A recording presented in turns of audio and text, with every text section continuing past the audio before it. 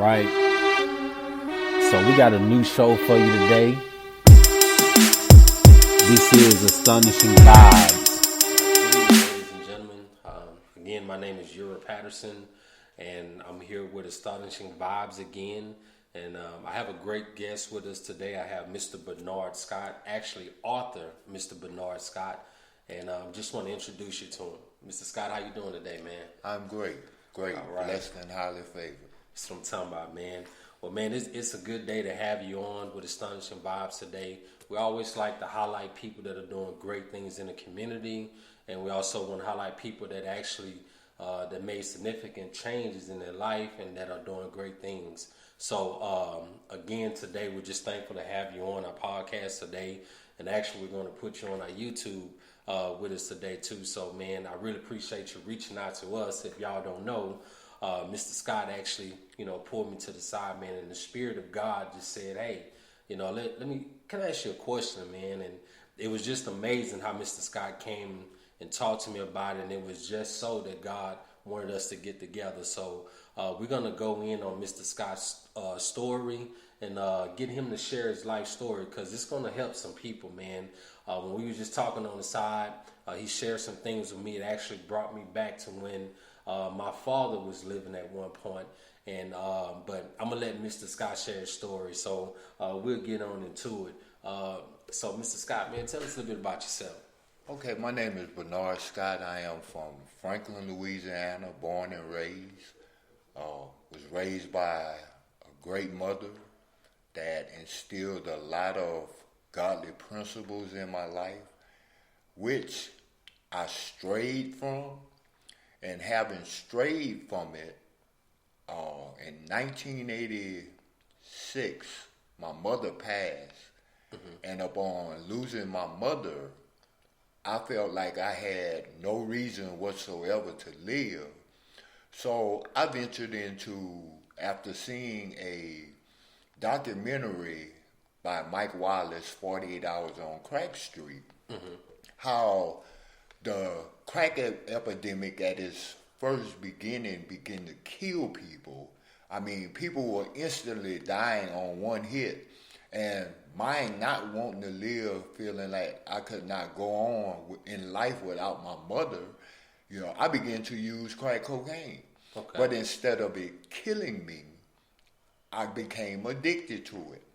And for years and years and years, I'm taking hits to actually take myself out. But then, in 2014, after beginning my crack addiction in 87, and after beginning my crack addiction in 87, for years up until 2014, through all that I went through, I realized that God had a bigger plan for my life, which was actually the reason why the crack cocaine didn't kill me, but through the experience I had, God really, really was with me. Yeah. And in 2014, the Saturday before Thanksgiving, I had an out-of-body experience where, in my addiction, as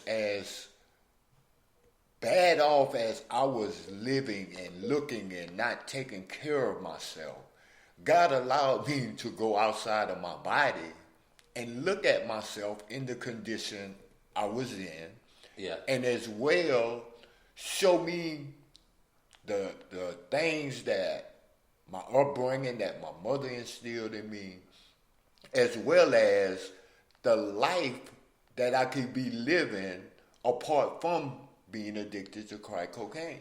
Yeah, let me cut you short for a minute, but I just want to share with our viewers and those who are listening, if you don't really truly understand when you are going about your life, but then God decide that there's something that he wants to do with your life, you really wouldn't understand what Mr. Scott is saying right now. But I can tell you about many times I have encountered people that made attempts to kill themselves or they attempted to maybe even kill somebody else, but God had a different plan.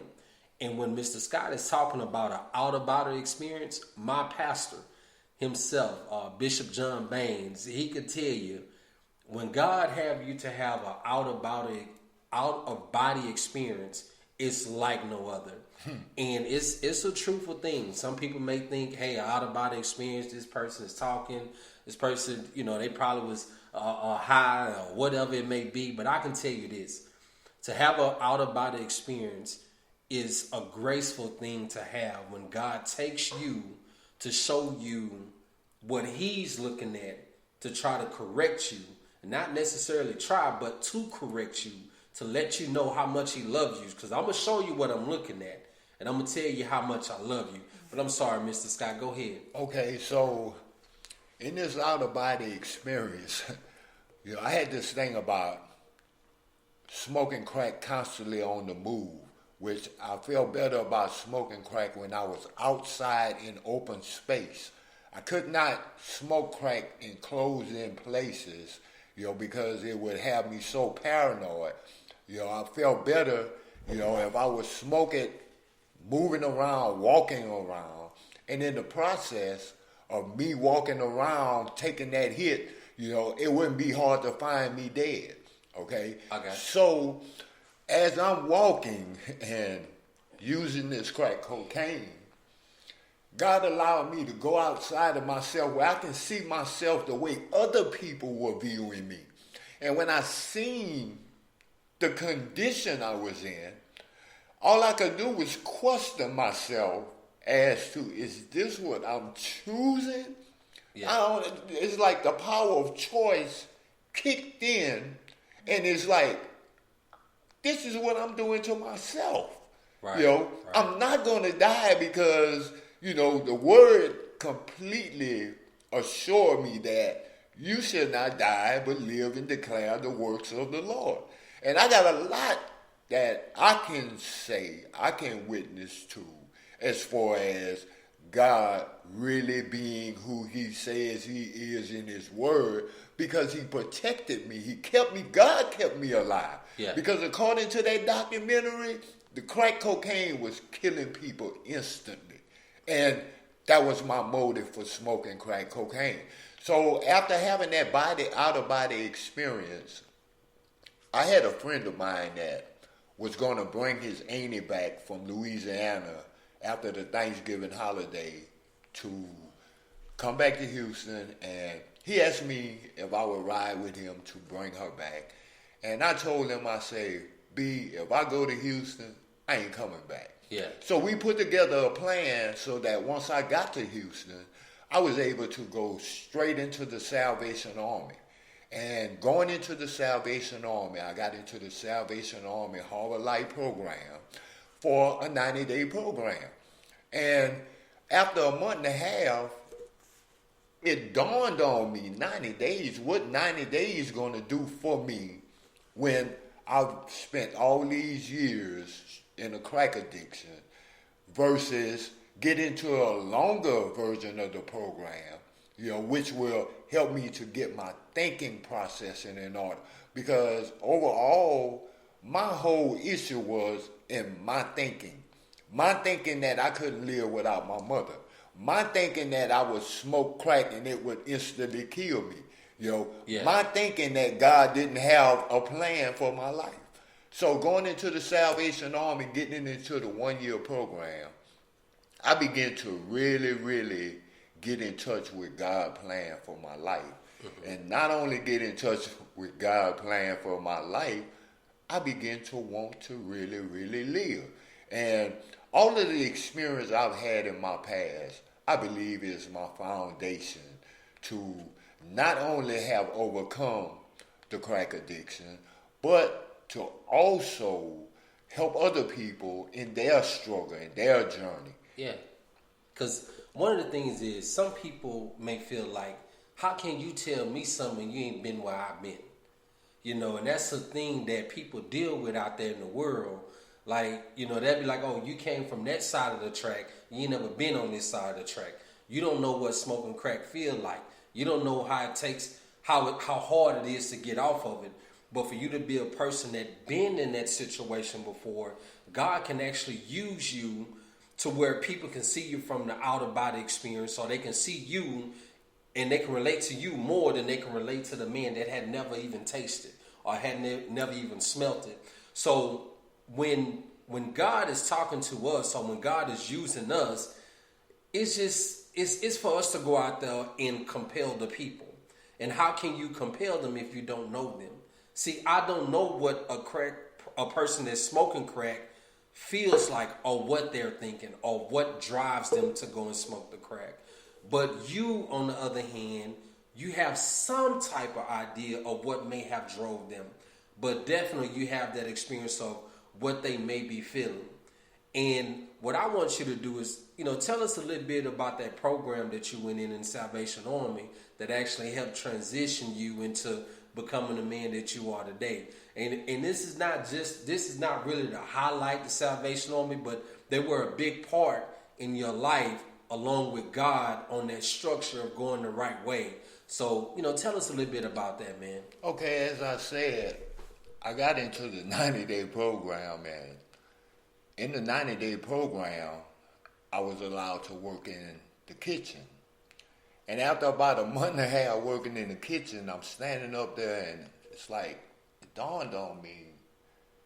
More or less when I say dawn, it's like, I question myself as to what 90 days going to do. How am I going to be renewed in my thinking within 90 days? Yeah. I need more time than 90 days. So I got out of the 90-day program and got into the one-year program, which put me into the Harbor Light Choir, which meant that in this program, I had to attend classes. I had to attend different groups that help expose, the addiction that I had and my part in the addiction. And it actually taught me how to be a better man, how to take responsibilities for my actions.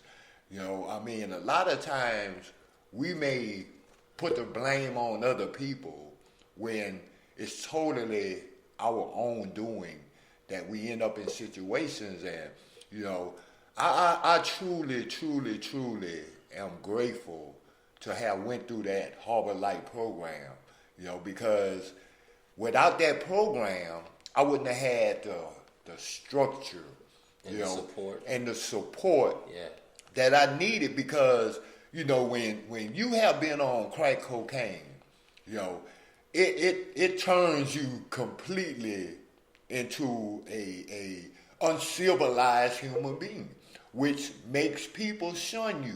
People don't want to deal with you. It makes you dangerous. I went through a lot of things that, having the support of the Salvation Army, and not having the trust from my family, people that knew me, that Salvation Army program really, really helped me to walk out of there as a man. Yeah. So today, I can actually say I am 58 years old, but in reality, I'm only a 5-year-old man. I actually made the transition from out of boyhood into manhood at 53 years old the day I stepped into that Salvation Army. Yeah, and one thing that he talked about that some people fail to do is accountability. That program helped him understand to accept accountability for his life and the decisions that he have made. Everything that we do in life is on a decision that we make, and it comes, everything falls in after that decision. So if you look at that decision of when he said, hey man, what a 90-day program gonna do for me? I need to enroll myself in this yearly program. That was a decision that he decided to make. Then he made a decision to accept accountability and not start blaming it on other people around him and blame his situation. It was my decision. I made the decision, and now he is here today wanting to share his story to encourage another person that may be in his situation or another person. And if you go back to the beginning, why did he want to do